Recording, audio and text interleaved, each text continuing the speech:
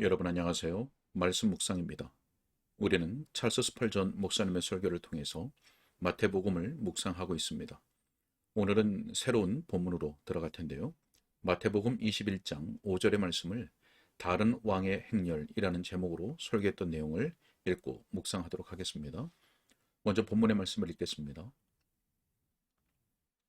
시온의 딸에게 이르기를 내 왕이 내게 임하나니 그는 겸손하여 나귀 곧 멍에 매는 짐승의 새끼를 탓도다 하라 하였느니라. 아멘. 자, 설교 내용을 읽도록 하겠습니다. 자, 이 구절만 가지고 설교할 뜻은 없습니다. 내 복음서에 들어있는 대로 우리 구주의 승리에 찬 예루살렘 입성과 결부되어 있는 기사를 가지고 설교하려고 합니다. 우리 주님은 여기 지상에 계실 때 그 원수들 앞에서 비천한 사람이었고 곤비하고 슬픔이 가득한 분이셨습니다. 주님에게서 타고난 왕의 위엄이 섬광처럼 번쩍하고 빛나는 것은 이따금씩 뿐이었습니다. 때때로 주님께서 왕적 권리를 행사하고 왕의 지위를 주장하시는 날이 있었습니다. 주님은 지금 하늘로 가셨기 때문에 우리는 그분의 모습을 직접 볼 수 없고 다만 영적으로 우리와 함께 하십니다. 여기 지상에서 주님의 영적 임재는 주께서 육신을 입고 몸으로 이 땅에 계셨던 날들의 임재와 다르지 않습니다. 대체로 복음서에서 주님의 임재의 영광은 제자들 외에는 알아보는 자가 없었고 다른 사람들이 주님의 인품을 알아볼 때에도 주님은 사람들에게 여전히 무시당하고 거절당하셨습니다. 주님께서는 우리의 집회들 가운데 계시고 우리의 기도를 듣고 우리의 찬양을 받으십니다. 그러나 여전히 주님을 신적 권리를 가지신 임금으로 알지 아니하는 많은 사람들의 눈에는 왕으로서의 그의 존귀가 보이지 않습니다. 그럼에도 불구하고 그 당시 주님께서 자신의 존귀를 좀 더 분명하게 드러내신 때가 있고 자신의 영광을 부분적으로 나타내신 시간이 있었듯이 지금도 그러한 일을 하십니다. 주님께서는 교회에 영광스러운 기간을 허락하시고 또 감사의 날들, 주님을 아련하는 날들, 환희의 시간을 허락하십니다. 하나님께서 이러한 시대에 그러한 은혜를 교회에 허락해 주시기를 기도합니다.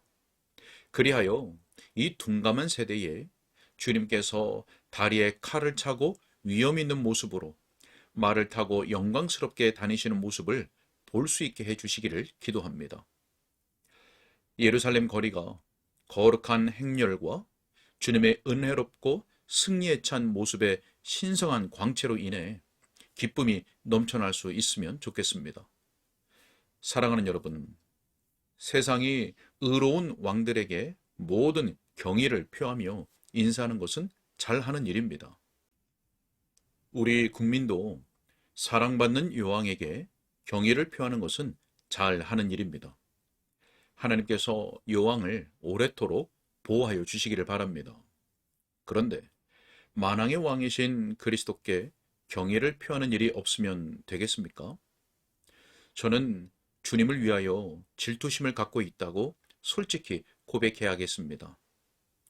이 영국의 거리들이 대영 제국의 여왕을 위하여 화려한 치장으로 번쩍거리고 영원히 죽지 않으실 그리스도를 명예롭게 하는 일은 거의 아무것도 이루어지고 있지 않다는 것을 볼 때 불타는 질투심으로 질투합니다. 자, 보십시오. 지상의 임금들을 위해 하늘이 떠나갈 정도로 허다한 무리가 소리를 치고 있습니다. 저는 그렇게 하는 것에 대해서 불평하지 않습니다. 그러나 평화의 왕을 위하여 기쁨에 찬 목소리로 외치는 일이 없다니 이게 웬일입니까? 어째서 주님의 교회 안에 이 같은 무기력이 찾아들었습니까? 1만 사람 중에서 제일 되는 구분에 대한 열심은 어째서 이처럼 빈약한 것입니까? 어째서 하늘과 땅이 주님을 찬미하는 소리로 울려 퍼지지 않습니까? 많은 사람들이 주님께 자기 백성에게 돌아오시라고 말하도록 한마디라도 제가 할 수 있다면 말할 수 없이 기쁘겠습니다. 사람들의 영혼 속에 그리스도의 나라가 더 신속히 오기를 바라는 간절한 열망을 일으킬 수 있다면, 그래서 주의 영광의 보좌가 그의 백성들 가운데서 더 높아질 수 있다면 3배나 말할 수 없이 행복할 것입니다. 그 목적을 위해서 저는 힘써서 말할 것입니다. 성령의 기름 부으심이 이 일에 저를 도와주시기를 구합니다. 자, 오늘 아침 생각할 점들은 다음과 같습니다. 첫째, 그리스도께서 지금도 사람들 중에서 영광스러운 시절을 누리고 계시다는 것입니다. 둘째로, 그 영광스러운 날이 임하면 복음서 기자들이 주님의 예루살렘 입성 때에 묘사했던 것과 유사한 존귀가 주님께 돌려진다는 것입니다. 세 번째로, 그런 때에 그리스도께서는 그와 같은 능한 일들을 곧잘 행하신다는 것을 여러분에게 말씀드립니다. 자, 끝으로 이 강론의 마지막 부분에서 우리는 그 찬란한 때조차도 번쩍이는 것이 다 금은 아니라는 사실에 주목해야 할 것입니다. 자, 그렇다면 첫째로 주 예수님께서는 지금도 그분의 교회에 자신을 특별히 나타내시는 밝고 영광스러운 시절을 허락하신다는 점입니다. 주님은 그동안 복음의 역사에서 몇 번이고 그분의 예루살렘으로 행차하셨습니다. 역사상의 이러한 때를 가리켜 우리는 신앙 부흥기라고 부릅니다.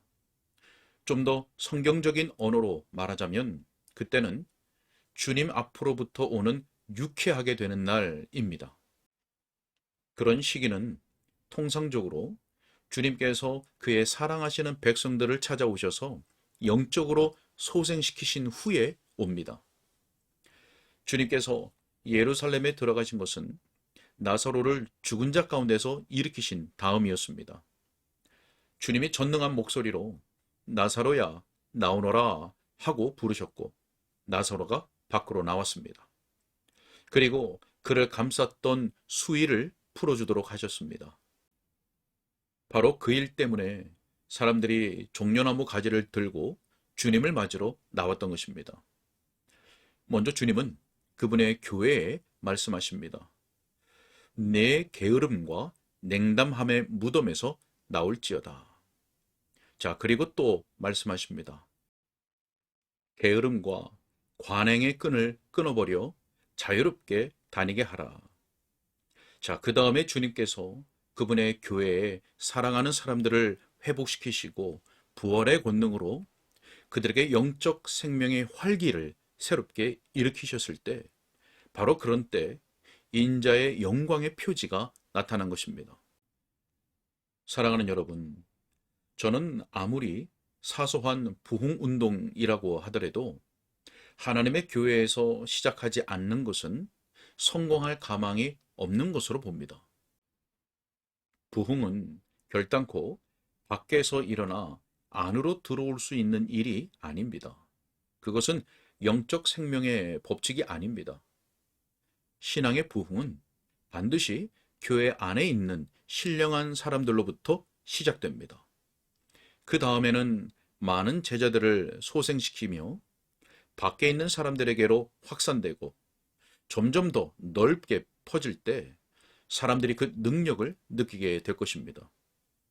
신앙의 부흥은 집에서 시작되어야 합니다.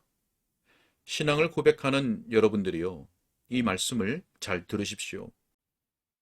여러분이 그리스도의 영광을 가리지 않도록 조심하십시오.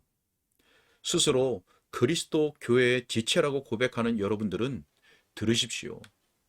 여러분은 불이 붙지 않는 축축한 나무처럼 되지 않도록 조심해야 합니다. 사람들의 아들들 가운데서는 결코 불이 붙지 않습니다. 주님께서 가장 악한 방해꾼들을 주님의 집에서 발견하는 일이 없도록 해야 합니다. 그리스도의 영광이 그리스도에게 가장 가까이에 있고, 그래서 그리스도의 거룩한 이름을 위해서 가장 큰 질투심을 보여야 할 사람들에 의해 가려져서는 안 됩니다. 그럼에도 불구하고 그러한 일이 너무 자주 일어나는 것을 볼 때 두렵습니다. 에브라임 자손들이 무장을 하고서 전쟁의 날에 뒤로 물러갔습니다. 그래서 이스라엘의 하나님의 이름에 수치가 돌아갔습니다. 자, 먼저 나사로가 일어나야 합니다. 우리의 죽음을 흔들어 떨어뜨려야 합니다. 그런 다음에 주 예수님께서 당당하게 들어오실 것입니다. 자, 주님께서는 그분의 제자들이 그분께 순종하고 있을 때 행차하시기를 기뻐하셨습니다. 그들이 마음으로 순종한 것을 잘 보십시오. 왜냐하면 그 점이 교회에 그리스도의 영광이 나타날 것에 대한 분명한 예언이기 때문입니다. 주님께서 제자들 중 두 사람에게 말씀하셨습니다. 가라. 자, 그리고 그들은 갔습니다. 그리고 제자들 가운데 주님의 명령을 받은 또 다른 사람들은 지체 없이 주님의 심부름을 수행하였습니다. 안타깝습니다. 교회의 불순종이 복음의 진보를 방해하는 때가 얼마나 많은지요. 이런 날에는 제자들이 전과 다르게 예수께서 명하신 일들을 행하지 않았습니다. 그들 중 한 사람이 나는 바울을 따르겠노라 라고 말하고, 다른 사람은 나는 게바를 따르겠노라 라고 합니다. 우리가 모든 파당의 지도자를 버리고 오직 주님의 인도만을 받았으면 좋겠습니다. 어떤 사람은 말합니다. 이 제도는 성경적이지는 않을지라도 존중할 만한 것이다. 자, 또 다른 사람은 말합니다. 그 예식이 하나님께서 정하신 것은 아니라 할지라도 인상적이고 교육적이라고 믿는다. 자, 그런 식으로 사람들은 자기들의 자의적 숭배에 대해 핑계를 댑니다. 우리가 이 모든 것들을 제쳐두고 그 집의 법은 집 주인이 정한 법이지 종이 고안해낼 수 있는 법이 아니라는 것을 인식할 수 있으면 좋겠습니다. 지금은 우리의 잘못된 호불호, 변덕스러운 마음과 공상들, 우리의 견해들, 심지어 좀 더 건전한 우리의 판단마저도 시온의 유일한 임금이신 주님의 발 앞에 내려놓을 때입니다. 왜냐하면 주님께서 불순종하는 제자들에게는 거룩한 위엄의 영광을 나타내지 아니하실 것이 틀림없기 때문입니다. 만일 나타내신다면 두렵고 떨게 하는 방식으로 나타내실 것입니다. 그러니 신앙 고백에 의하여 주님의 궁전에 있으며 명목상 주님의 종들인 여러분이요, 하늘에서 주님의 뜻이 이루어지는 것처럼 지상에서도 그의 뜻을 행하려고 힘써야 합니다. 기쁘고 신속하게, 정확하게 그의 말씀 한마디 한마디를 경외하는 심정으로 행하려고 힘써야 합니다. 그렇지 않으면 주님께서 그분의 영광을 가리실 것이고 여러분 가운데 그 능하신 행사들을 거의 나타내지 않으실 것입니다. 오늘은 여기까지 읽겠습니다. 네, 오늘은 첫 번째 요점의 일부분을 읽었습니다. 주님은 지금도 그분의 교회에 자신을 특별히 나타내시는 밝고 영광스러운 시절을 허락하신다는 것이었습니다. 자, 바로 신앙의 부흥을 말하는 것이죠. 자, 이 신앙의 부흥기는 주님께서 사랑하시는 백성들을 찾아오셔서 영적으로 소생시키신 후에 온다고 했습니다. 신앙의 부흥은 반드시 교회 안에 있는 신령한 자들로부터 시작되고 그 다음에 많은 영혼들이 소생하게 되고 그리고 밖에 있는 사람들에게 확산된다고 설명했습니다. 또 이 신앙의 부흥은 순종하고 있을 때 온다고 했습니다. 교회 불순종이 복음의 진보를 방해하는 때가 참으로 많기에 우리는 주님의 모든 말씀을 경외하는 마음으로 행하려고 힘써야 한다고 권면했습니다. 자, 여러분, 분명 오늘날에도 주님께서 자신의 교회에 영광스러운 시절, 즉 신앙의 부흥을 허락하시는 줄로 믿습니다. 이 부흥은 주의 백성들에게 영적인 소생함 후에 오게 될 것이고 영적인 생명의 활기와 함께 올 것입니다. 자, 바로 이러한 일은 말씀과 또 말씀 위에 역사하시는 성령의 역사로 인한 것이지요. 스펄전 목사님의 권면처럼 명목상 신자들로서 그리스도의 영광을 가리는 자가 되지 말아야 할 것이고 또 불이 붙지 않는 축축한 나무처럼 되지 않아야 할 것입니다. 자, 반면에 주님의 말씀을 경외하는 마음으로 주의 모든 말씀을 행하기를 힘쓰는 참된 신자들이 되어야 할 것입니다. 이러한 은혜가 각 심령과 교회에 있기를 간절히 소원합니다. 기도하겠습니다. 은혜가 풍성하신 하나님 아버지, 오늘날에도 주의 교회에 참된 영적 부흥을 허락하시는 줄 믿습니다. 주의 몸된 교회에 주의 말씀이 참되고 힘있게 증거되게 하여 주시고 또 그 위에 성령으로 역사하여 주셔서 영적 각성과 소생함이 일어나게 하여 주시며 주님께서 주시는 참된 부흥의 그 영광스러움을 보게 하여 주옵소서. 주님께 부탁하옵고 예수님의 이름으로 기도하옵나이다. 아멘.